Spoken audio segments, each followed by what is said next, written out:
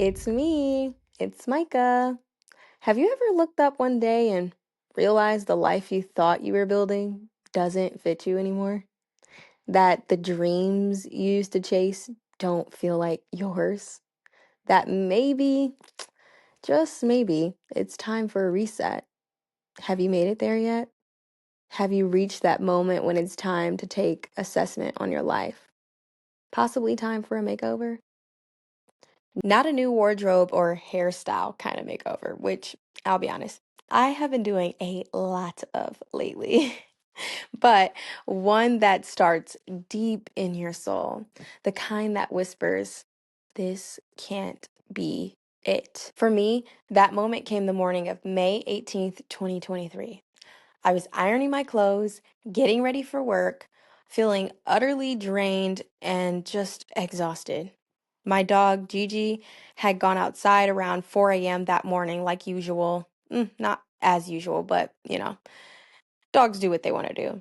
I let her go out before heading to my 5 a.m. Orange Theory class, and normally she'd just come right out, come back inside, and I would be laying back in the bed and just get back up and close the door because I had a gated backyard. But that morning, she stayed out a lot longer than usual to the point where, I felt like she was interrupting my sleep and it was pissing me off. So when I stepped outside, I was really frustrated.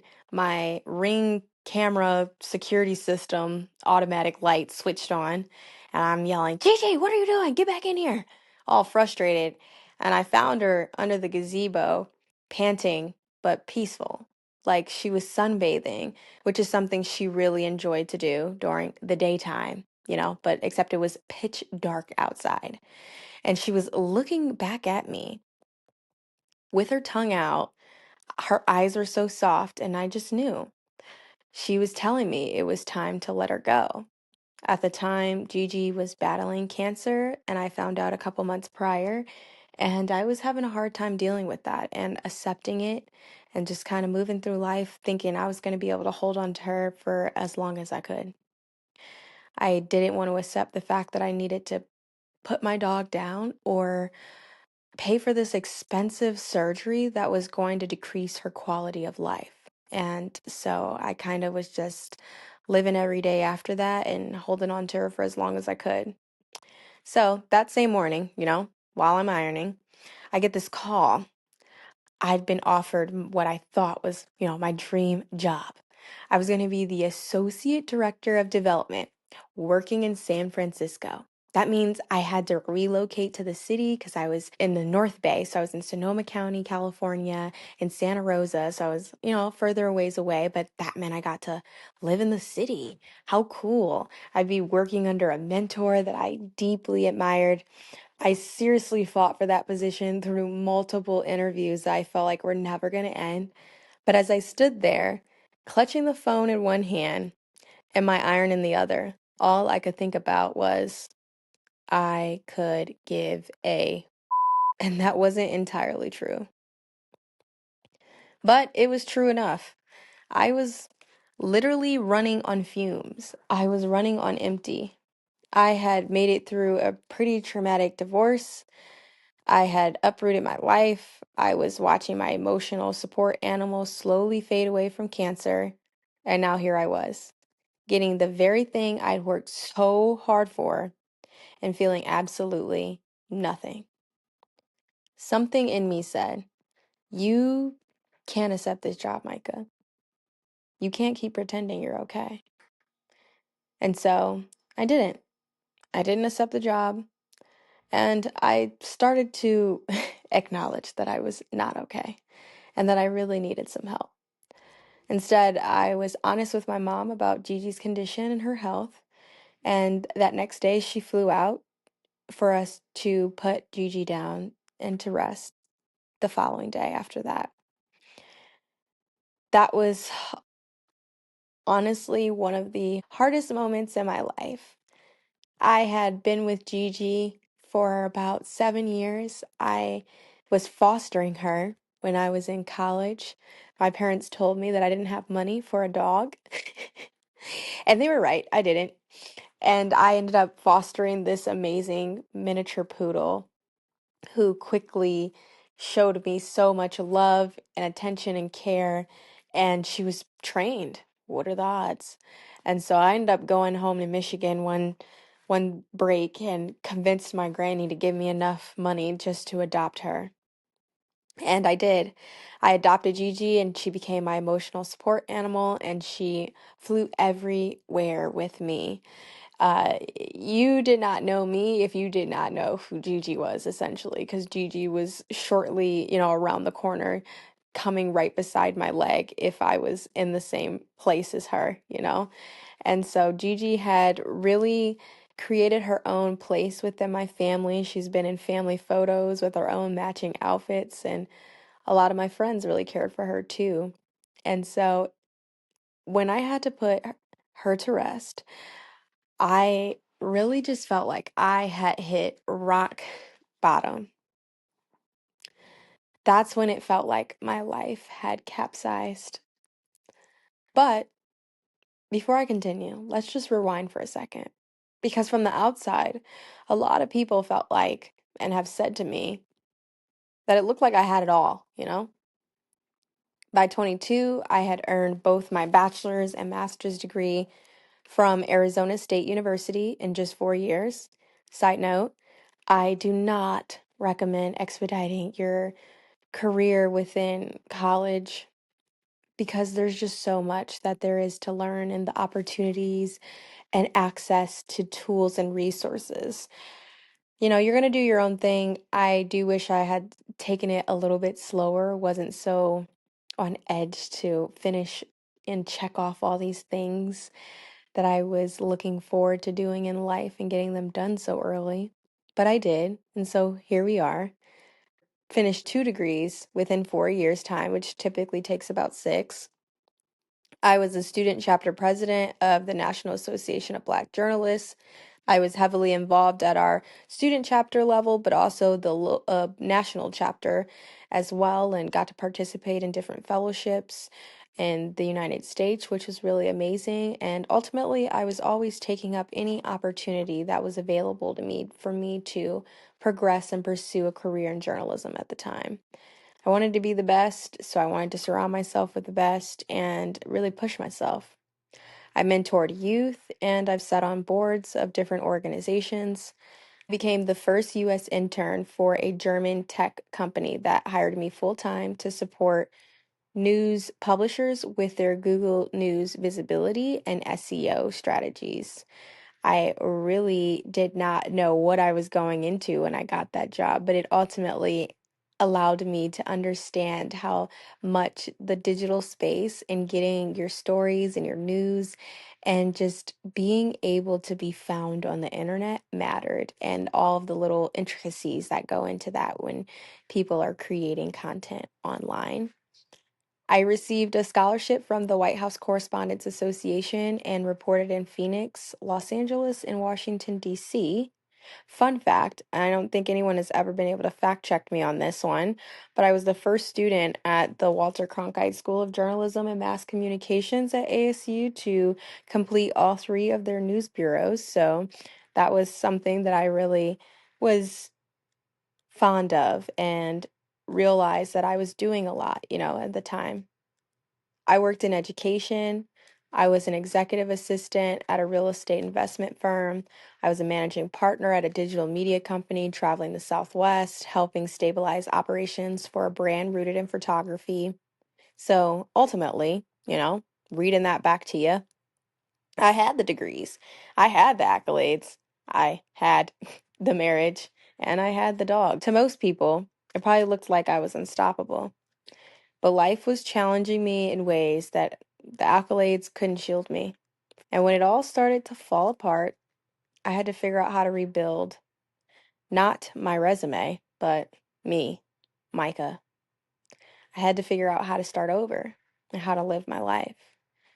So you're probably wondering, how exactly did you go about doing that? Well, I didn't realize it at the time that I would have this kind of framework of the things that I realized I needed to put more effort into within my life. But here's what helped me climb out of the mud. One, moving my body. It really just started with a nudge from my friend Maya, who had invited me to work out. At this point in time, I was really struggling with my weight. I had never struggled with my weight at this point in my life before. I had, been pretty active most of my life. Growing up, I was a gymnast. I did travel gymnastics. Then I ended up doing competition cheer. After I quit cheerleading because I desperately wanted a job to make some money, I started working at the mall, and then I worked at a gymnastics academy. So I was pretty active. I even worked at a gymnastics academy at a point in time in college. In college, you know how that goes. You're just running on fumes 95% of the time, pulling all-nighters, eating when and where you can, and just moving a lot. I was on campus at ASU. At my first year, I was pretty much on the Tempe campus. And if you know that school, and you know that campus, and you know how hot it is, I was doing a pretty good job at staying too thin. I was very small, and looking back at pictures from that period of my life, I realized even though I was skinny, I was really unhealthy. But I digress. I started working out with Maya, and she really started to encourage me to just move my body and find joy in it again and making it fun. Then there was my old coworker, Thalia. She introduced me to Orange Theory Fitness. I honestly thought at the time that she was talking about the smoothie place that was outside of the mall. And she's, I think I said, like, oh yeah, like Orange Julius. Like, yeah, I want to try their smoothies, something like that. She's like, no, it's a gym. And I had to take a second look, and truly, I was wrong. And I was also a little bit sore the next day. But I really ended up enjoying it and signed up that day and did not end my membership until I ended up leaving California. Even when Maya went back to school and kept pursuing her college degree and Thalia let go of her membership at Orange Theory, I kept showing up for myself. I was running outside, which was something I'm laughing because that's not something that I would have ever done previously. I started walking longer. I was really challenging myself to do more and do better overall. Eventually, I did something that I honestly never imagined. A lot of guys in my office were talking about the 75 hard challenge because I was working out so intensely. They're like, I'm surprised you haven't heard of it. I'm surprised you're not doing it.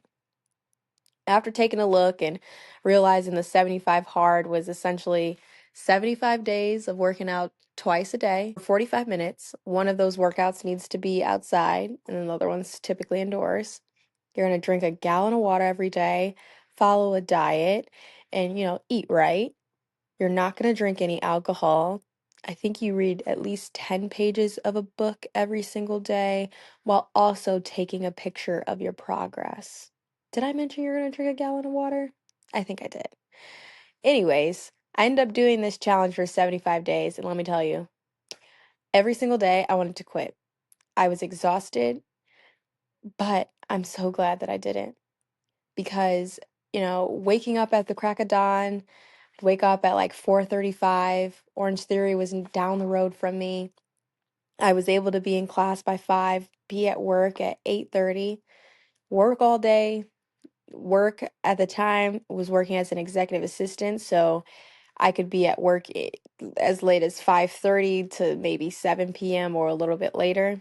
Get home, do my outdoor workout, which typically was me running. And when I started the 75 hard challenge, it was literally like pouring in the North Bay for like 2 months, like every single day, on and off. It was like pouring. And of course, it was happening at night. So I was running in the dark, in the rain, and my parents absolutely hated it.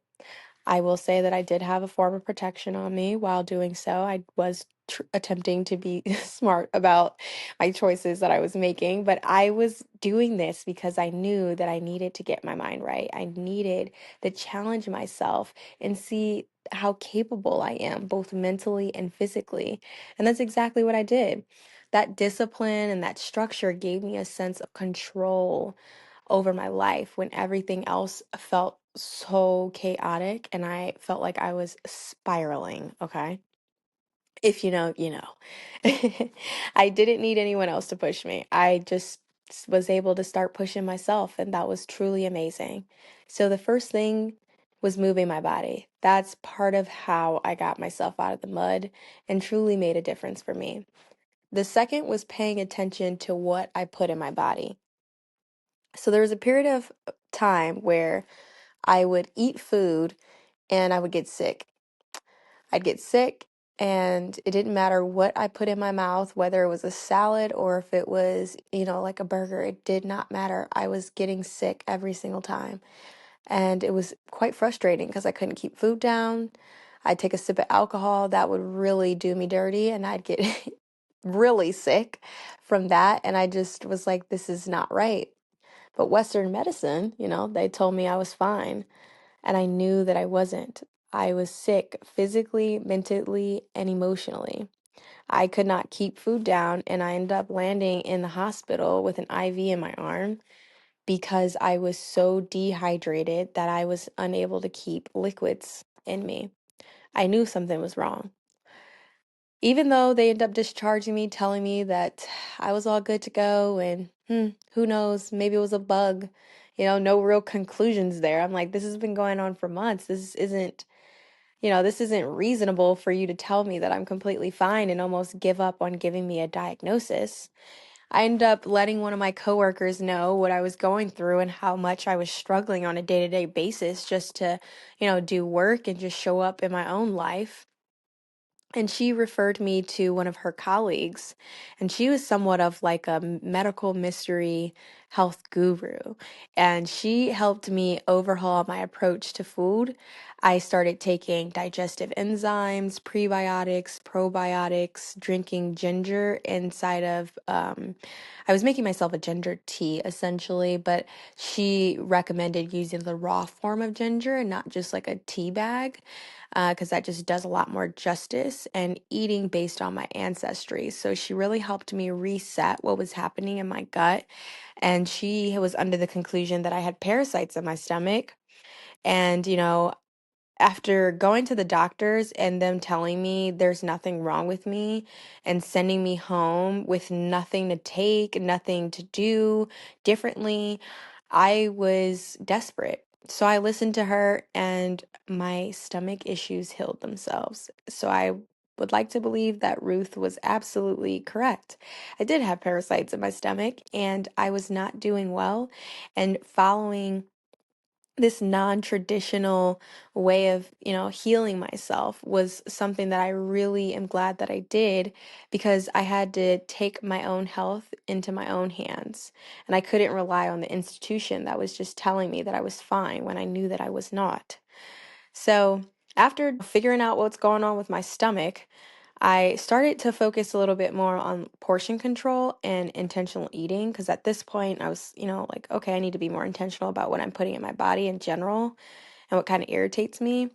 But I ended up subscribing to HelloFresh because when I would get home from work and doing Orange Theory in the morning, working pretty at least 9 hours for the workday, typically like 10, getting home and thinking of making dinner, what was on the, you know, plate for the night was absolutely exhausting. I just couldn't do it. Even if I had a fridge full of food and stuff in the freezer, like I couldn't think enough to just do it. So I did some research and I saw HelloFresh and I was like, this is great.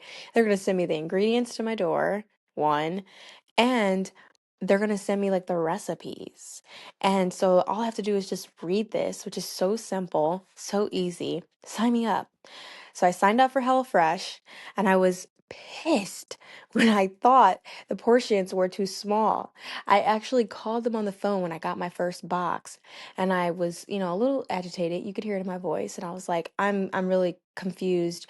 I ordered 2 servings of, each meal, and I'm looking at this. This isn't enough. And the guy on the phone told me, if you read the packaging, you'll see that it's for 2 servings.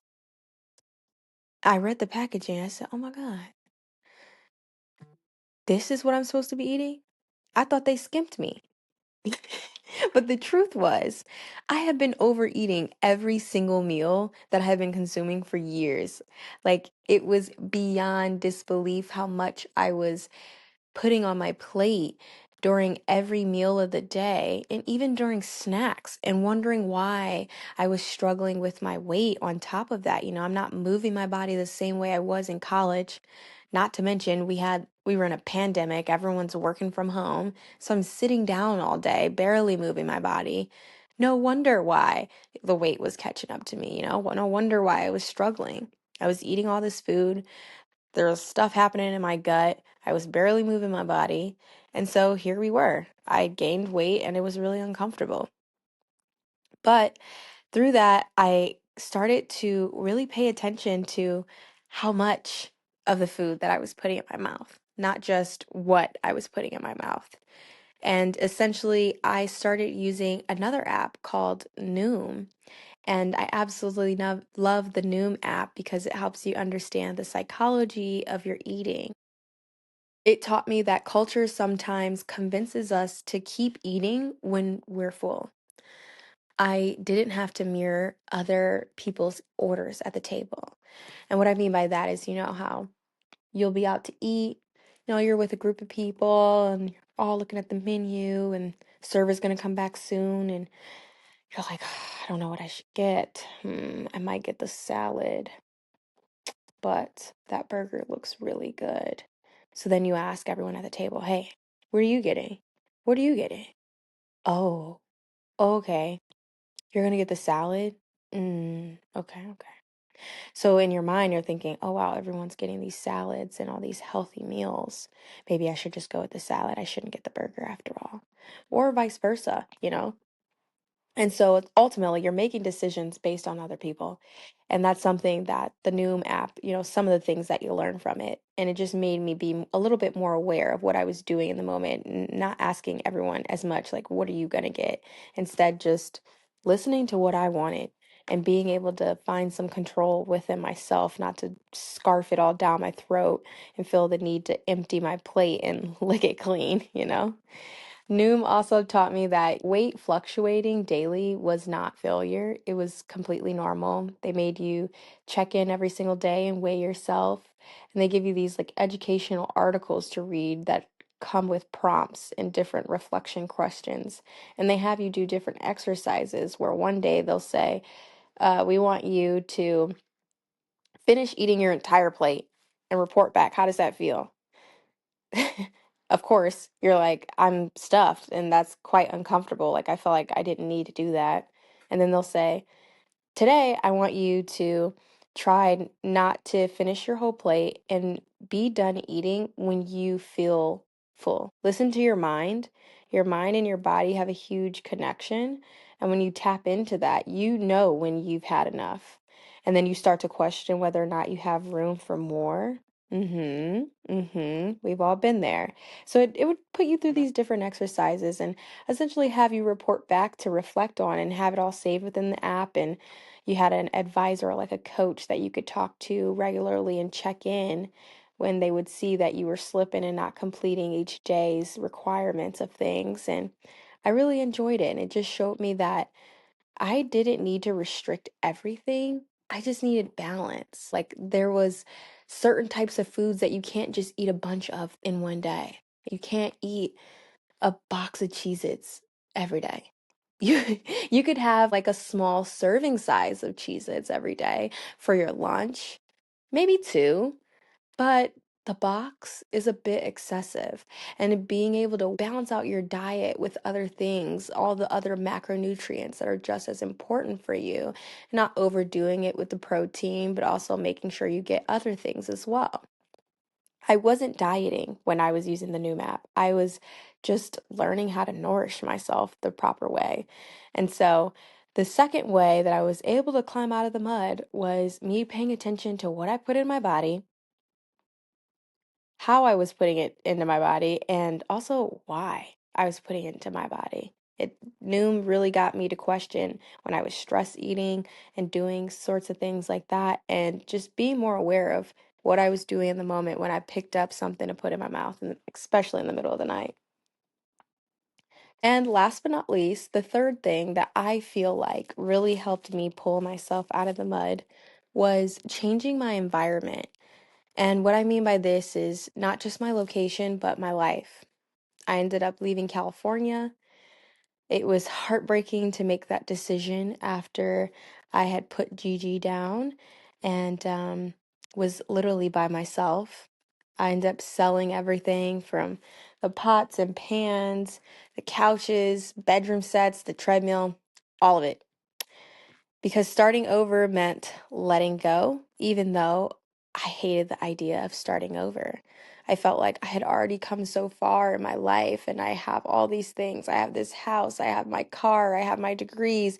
I had a marriage, I had a dog. But now I'm chiming away, taking away from everything that I just built up. And I'm going to get rid of all the physical things that I have in my life that create the home that I have. For me to move home and then do what? Like, okay, then I'm not going to have any furniture when I'm finally ready to go back to being by myself. I'm not going to have anything. I'm going to have like a few computers and a couple electronics to myself and a desk. That sounded terrible to me. But I think it was my dad who really made me question, like, what was the purpose of me holding on to a bunch of furniture that I had when I was in a marriage? And despite, how much effort and money and time I had spent in building up what I had, holding on to those things was not going to serve me. The furniture had to go.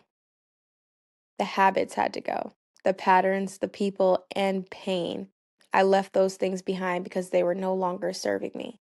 I realized that holding on to those things was holding me hostage to a life I didn't want to live anymore. And I couldn't heal in the same environment that broke me. So I ended up selling it all. I made a joke and said that I was having an estate sale, though I know typically an estate sale is when someone like dies and, they're getting rid of all their stuff. Well, truth be told, the old Micah was dead and gone, okay? I had to let it go, so I did. I started letting people in again, family, friends, people who saw me and cared. I got honest about my marriage and the reasons it ended. I stopped hiding. So, the move that I made here to North Carolina wasn't just a change of scenery, it was a declaration, a decision to stop surviving and start being. And that gave me the space to breathe, to build again, but this time on my terms. And that's where this podcast was born, from the work of trying to be whole, to be free, to be seen, to be balanced.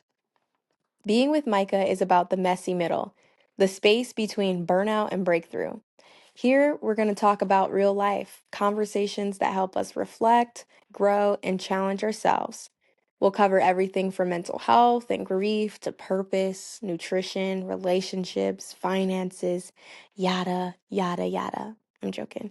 And we're going to figure out how to care for others without losing ourselves. These are serious topics, but I want you guys to feel engaged and entertained at the same time because at the end of the day, who wants to listen to something that doesn't keep their attention? We'll talk about identity, adulthood, faith, ambition, rest, and what it means to truly show up. This isn't just a podcast about personal growth. It's not just me interviewing people or journal style reflections. It's a space where we are going to explore the messiness and beauty of being, of existing, healing, building, resting, stretching, and sometimes, simply surviving. Because adulting, as we all know, is a lot. It's quite ghetto, as I have said before, and unfortunately, we don't get an instruction manual for heartbreak. There's no step-by-step guide for starting over. No one prepares you for the loneliness that hits when you feel like you're, quote, successful, but still feel so damn empty on the inside. Or when you're on a room full of people and no one really knows what the hell is going on with you. So that's why I created this space, so we can talk about it, all of it. This is a podcast about the balancing act of life. And a lot of what we're going to talk about here throughout these different episodes are things that I've talked about with people that I hold near and dear to my heart who have made me realize that these are things that everyone needs to hear. And so that's why I am so glad to be bringing you all this gift and this podcast that is truly going to help us learn how to engage without being consumed, to be seen and heard without oversharing, to rest without guilt, because we know we all been there before, to work hard without losing yourself, to dream without fear, which honestly is something that I am learning to work through myself. Believe it or not, I am scared to publish this podcast. Despite the positive feedback that I've heard, stepping back into something that I took a break from for quite a while is nerve-wracking. And I have a lot of thoughts, and I know that they're all not true, but it's still scary at the same time. And I have this quote by Will Smith that I absolutely love. He was speaking to a room of people talking about his experience going skydiving, I think in Dubai. He says something along the lines of God places the best things in life on the other side of fear. And so that's why I am following through here and recording this podcast. And we're just going to press publish. And we're pressing publish on my birthday, Wednesday, May 7th. And I am just so excited. Wednesday was actually my birthday, like the date of the week that I was born on. And so I just feel like this is a full 360 for me to finally just tap in and give myself the the things that I deserve, which is showing up for myself and doing the things that I know that I want to do and doing them being scared. Being with Micah is going to be something where we're able to showcase what it means to be in all the ways that matter. So, what can you expect from me here on this podcast? Okay. You'll hear from therapists, social workers, educators, creatives, entrepreneurs, and everyday people, each of them sharing the balancing act of life through their lens. And I'll be right here with you, asking the questions, holding space, and walking through this journey with you. This is a place for presence, a place for people that are just trying to figure it out, a place for being. This show isn't about fixing you. It's not about being perfect either. It's about the daily, gritty, beautiful, but what can often be messy and ugly practice of being honest, being intentional, being loved, being seen, being challenged, being held. It's about building a life that feels true to you, not just impressive to others. So, wherever you are, on your lunch break, stuck in traffic, getting an oil change. Maybe you're lying awake at night questioning everything underneath this moon. You're welcome here. Let's figure this out together. Not perfectly, and surely not all at once, but we're definitely going to do it with grace. This is Being with Micah, and I am so glad you're here.